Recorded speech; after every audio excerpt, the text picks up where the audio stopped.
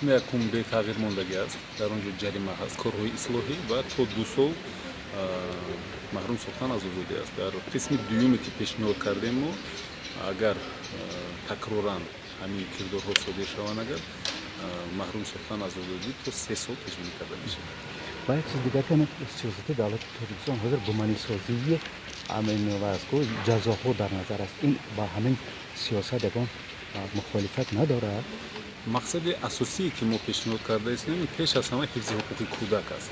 Бештари санадҳое ки мо дорем барои иҷро дар истеҳсолоти иҷро барои алимент гӯем, алимент мегӯем, барои нигаҳдории ҳамон фарзандон равона карда шудагӣ аст.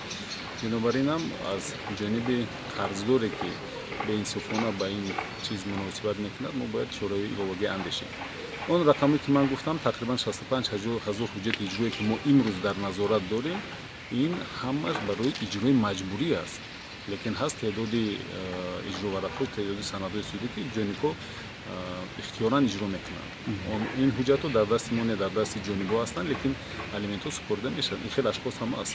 фикр кардан дар кор нест ки мо фақат атрофи дар мо фақат ҳамон шахсоне ҳастанд ки иҷро намекунанд. Ин фақат ҳуҷҷатҳое ки мо назорат мекунем ва модарон бештар ҳамин ҳуҷҷатҳоро ба иҷрочии суд месупоранд ки мо назорати супоридани алиментро аз ҷониби ҳамон падарони кӯдакон, фарзандон равона шавад. Бинобар ин ман фикр мекунам ки дар ин ҳолат иҷрои уҳдадории қонунӣ, уҳдадорие ки дар суд муқаррар кардааст ва барои гӯем таъсирбахш будани худи санадҳои судӣ, ин амалҳо дар доираи чорчӯбаи қонунгузорӣ амал кунад ва сиёсати имрӯзаи давлат бошад.